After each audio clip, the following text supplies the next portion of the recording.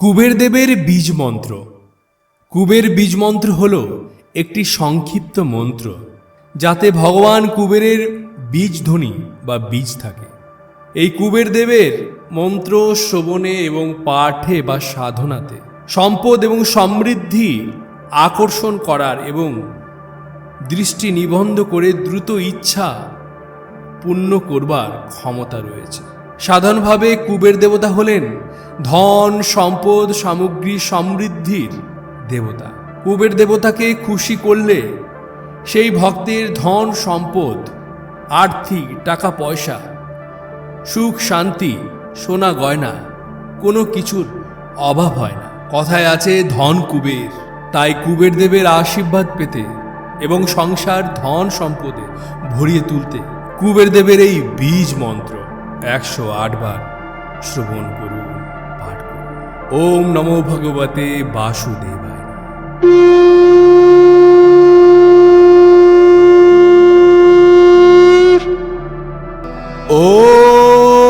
ওম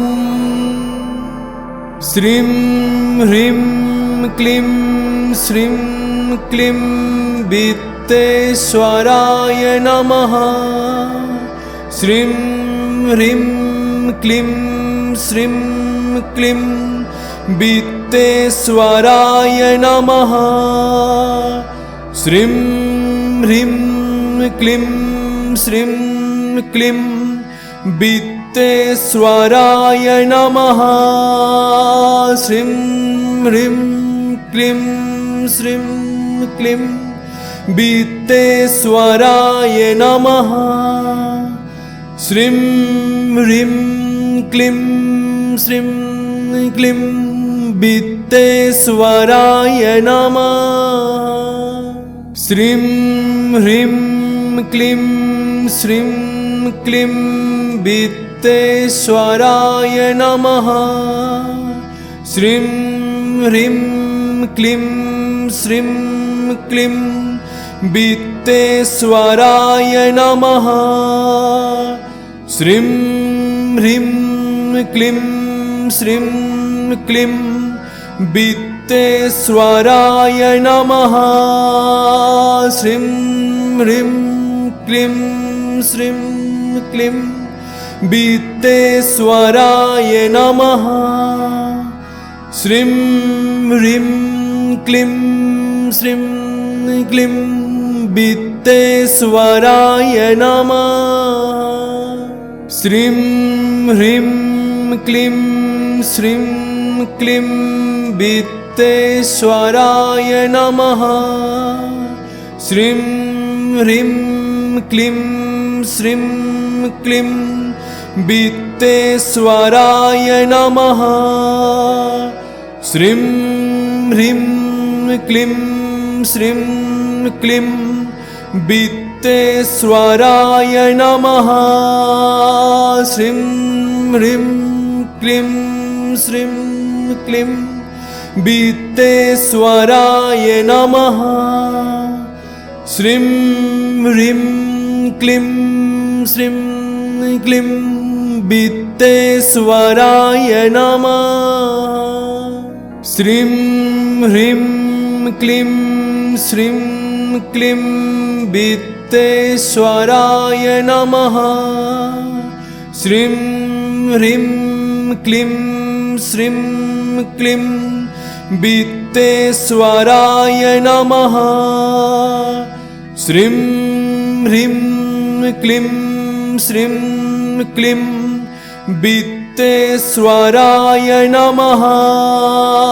শ্রীম হ্রিম claim শ্রীম claim বিত্তেশ্বরায় নমঃ। শ্রীম হ্রিম claim শ্রীম claim বিত্তেশ্বরায় নমঃ।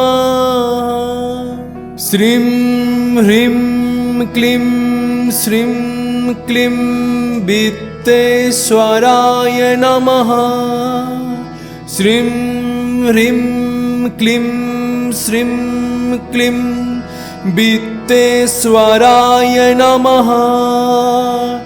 শ্রীম হ্রিম claim श्रीं क्लीं वित्तेश्वराय नमः श्रीं ह्रीं क्लीं श्रीं क्लीं वित्तेश्वराय नमः श्रीं ह्रीं क्लीं श्रीं क्लीं वित्तेश्वराय नमः श्रीं ह्रीं क्लीं श्रीं क्लीं वित्तेश्वराय नमः श्रीं ह्रीं क्लीं श्रीं क्लीं वित्तेश्वराय नमः श्रीं ह्रीं क्लीं श्रीं क्लीं वित्तेश्वराय नमः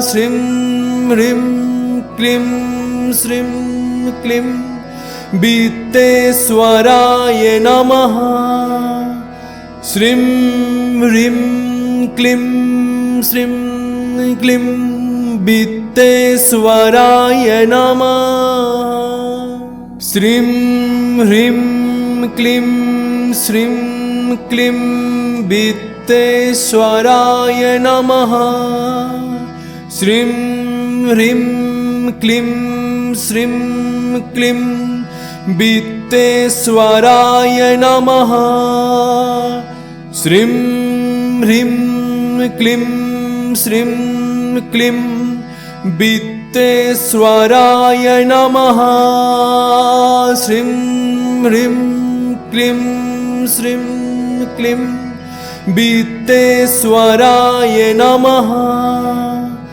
श्रीं ह्रीं क्लीं श्रीं क्लीं वित्तेश्वराय नमः श्रीं ह्रीं क्लीं श्रीं क्लीं वित्तेश्वराय नमः श्रीं ह्रीं क्लीं श्रीं क्लीं वित्तेश्वराय नमः श्रीं ह्रीं क्लीं श्रीं क्लीं वित्तेश्वराय नमः श्रीं ह्रीं क्लीं श्रीं क्लीं वित्तेश्वराय नमः श्रीं ह्रीं क्लीं श्रीं क्लीं वित्तेश्वराय नमः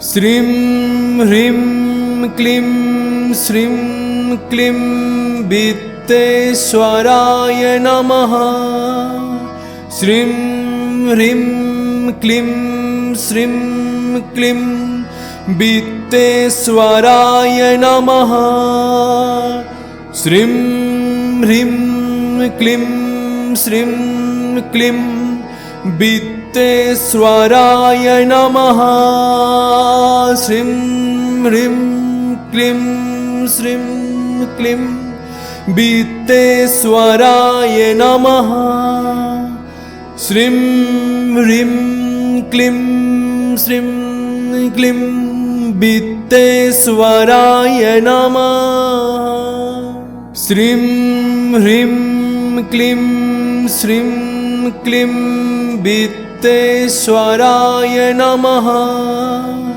श्रीं ह्रीं क्लीं श्रीं क्लीं वित्तेश्वराय नमः श्रीं ह्रीं क्लीं श्रीं क्लीं वित्तेश्वराय नमः श्रीं ह्रीं क्लीं श्रीं क्लीं वित्तेश्वराय नमः श्रीं ह्रीं क्लीं श्रीं क्लीं वित्तेश्वराय नमः श्रीं ह्रीं क्लीं श्रीं क्लीं वित्तेश्वराय नमः श्रीं ह्रीं क्लीं श्रीं क्लीं वित्तेश्वराय नमः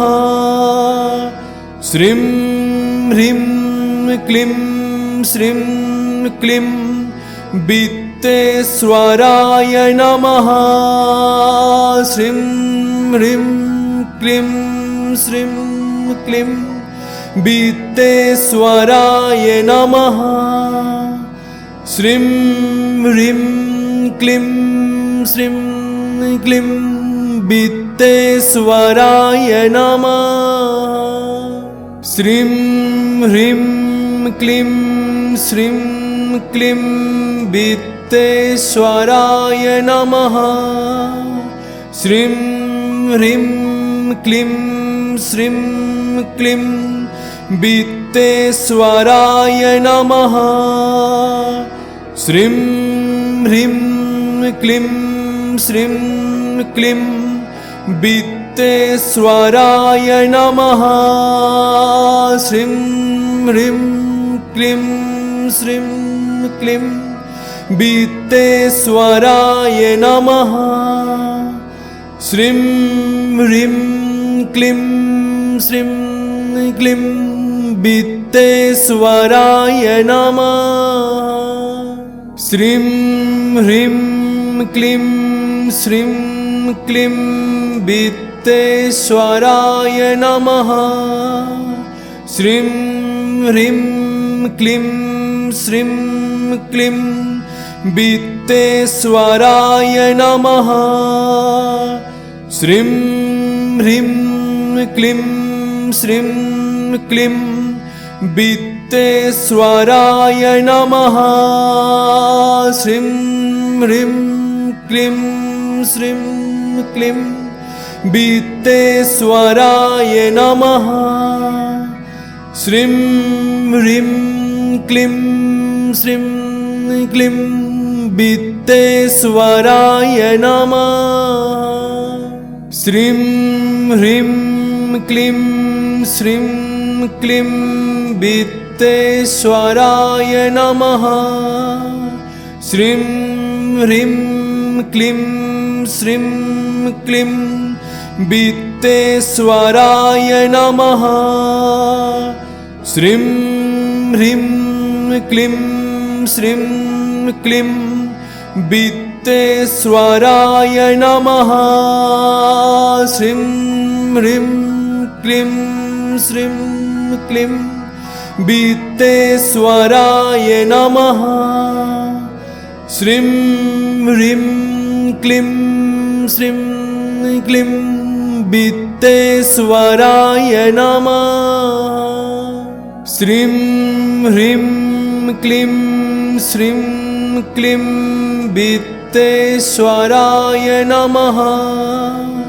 श्रीं ह्रीं क्लीं श्रीं क्लीं वित्तेश्वराय नमः।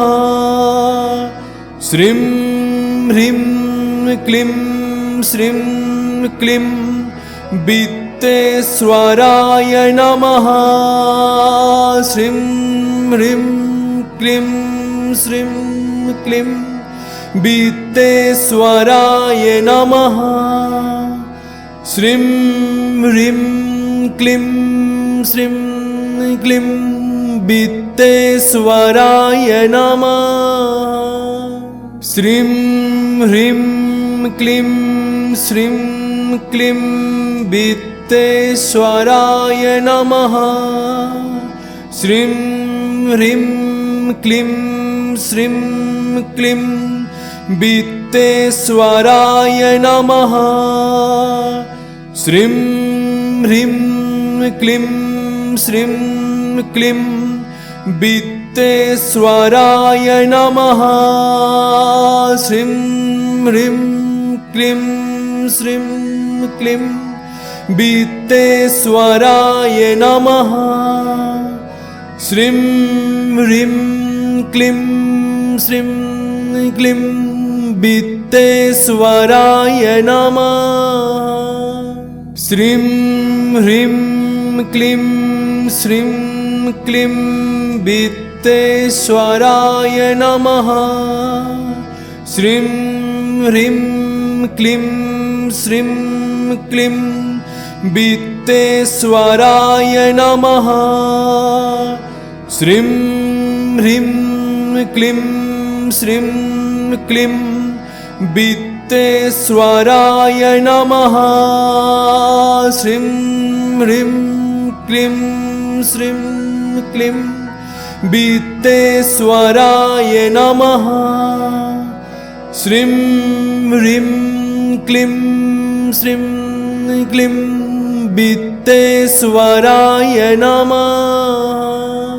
श्रीं ह्रीं क्लीं श्रीं क्लीं वित्तेश्वराय नमः। श्रीं ह्रीं क्लीं श्रीं क्लीं वित्तेश्वराय नमः। श्रीं ह्रीं क्लीं श्रीं क्लीं वित्तेश्वराय नमः। श्रीं ह्रीं क्लीं श्रीं क्लीं वित्तेश्वराय नमः। श्रीं ह्रीं क्लीं श्रीं क्लीं वित्तेश्वराय नमः। श्रीं ह्रीं क्लीं श्रीं क्लीं वित्तेश्वराय नमः। श्रीं ह्रीं क्लीं श्रीं क्लीं वित्तेश्वराय नमः। श्रीं ह्रीं क्लीं श्रीं क्लीं वित्तेश्वराय नमः। श्रीं ह्रीं क्लीं श्रीं क्लीं वित्तेश्वराय नमः। श्रीं ह्रीं क्लीं श्रीं क्लीं वित्तेश्वराय नमः। श्रीं ह्रीं क्लीं श्रीं क्लीं वित्तेश्वराय नमः। श्रीं ह्रीं क्लीं श्रीं क्लीं वित्तेश्वराय नमः। श्रीं ह्रीं क्लीं श्रीं क्लीं वित्तेश्वराय नमः। श्रीं ह्रीं क्लीं श्रीं क्लीं वित्तेश्वराय नमः। श्रीं ह्रीं क्लीं श्रीं क्लीं वित्तेश्वराय नमः। श्रीं ह्रीं क्लीं श्रीं क्लीं वित्तेश्वराय नमः। श्रीं ह्रीं क्लीं श्रीं क्लीं वित्तेश्वराय नमः। श्रीं ह्रीं क्लीं श्रीं क्लीं वित्तेश्वराय नमः। श्रीं ह्रीं क्लीं श्रीं क्लीं वित्तेश्वराय नमः। श्रीं ह्रीं क्लीं श्रीं क्लीं वित्तेश्वराय नमः। श्रीं ह्रीं क्लीं श्रीं क्लीं वित्तेश्वराय नमः। श्रीं ह्रीं क्लीं श्रीं क्लीं वित्तेश्वराय नमः। श्रीं ह्रीं क्लीं श्रीं क्लीं वित्तेश्वराय नमः। श्रीं ह्रीं क्लीं श्रीं क्लीं वित्तेश्वराय नमः। श्रीं ह्रीं क्लीं श्रीं क्लीं वित्तेश्वराय नमः। श्रीं ह्रीं क्लीं श्रीं क्लीं वित्तेश्वराय नमः। श्रीं ह्रीं क्लीं श्रीं क्लीं वित्तेश्वराय नमः। श्रीं ह्रीं क्लीं श्रीं क्लीं वित्तेश्वराय नमः। श्रीं ह्रीं क्लीं श्रीं क्लीं वित्तेश्वराय नमः। श्रीं ह्रीं क्लीं श्रीं क्लीं वित्तेश्वराय नमः। श्रीं ह्रीं क्लीं श्रीं क्लीं वित्तेश्वराय नमः। श्रीं ह्रीं क्लीं श्रीं क्लीं वित्तेश्वराय नमः। श्रीं ह्रीं क्लीं श्रीं क्लीं वित्तेश्वराय नमः। श्रीं ह्रीं क्लीं श्रीं क्लीं वित्तेश्वराय नमः।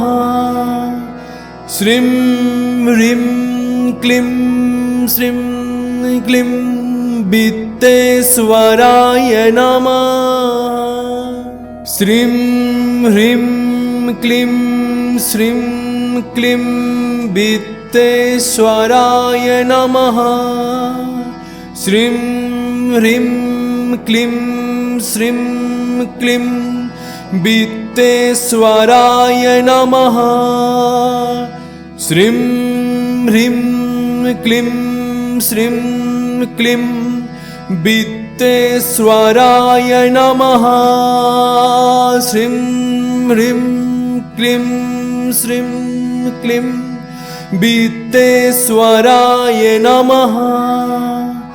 श्रीं ह्रीं क्लीं श्रीं क्लीं वित्तेश्वराय नमः। श्रीं ह्रीं क्लीं श्रीं क्लीं वित्तेश्वराय नमः। श्रीं ह्रीं क्लीं श्रीं क्लीं वित्तेश्वराय नमः। श्रीं ह्रीं क्लीं श्रीं क्लीं वित्तेश्वराय नमः। श्रीं ह्रीं क्लीं श्रीं क्लीं वित्तेश्वराय नमः। श्रीं ह्रीं क्लीं श्रीं क्लीं वित्तेश्वराय नमः। श्रीं ह्रीं क्लीं श्रीं क्लीं वित्तेश्वराय नमः। श्रीं ह्रीं क्लीं श्रीं क्लीं वित्तेश्वराय नमः।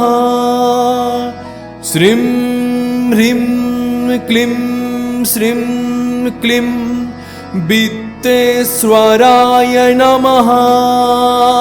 श्रीं ह्रीं क्लीं श्रीं क्लीं वित्तेश्वराय नमः। श्रीं ह्रीं क्लीं श्रीं क्लीं वित्तेश्वराय नमः। श्रीं ह्रीं क्लीं श्रीं क्लीं वित्तेश्वराय नमः। श्रीं ह्रीं क्लीं श्रीं क्लीं वित्तेश्वराय नमः। श्रीं ह्रीं क्लीं श्रीं क्लीं वित्तेश्वराय नमः। श्रीं ह्रीं क्लीं श्रीं क्लीं वित्तेश्वराय नमः। श्रीं ह्रीं क्लीं श्रीं क्लीं वित्तेश्वराय नमः। श्रीं ह्रीं क्लीं श्रीं क्लीं वित्तेश्वराय नमः।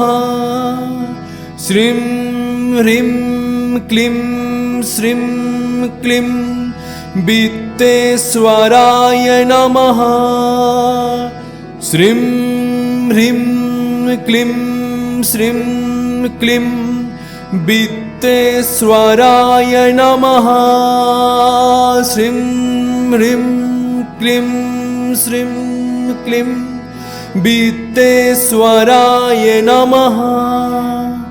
श्रीं ह्रीं क्लीं श्रीं क्लीं वित्तेश्वराय नमः।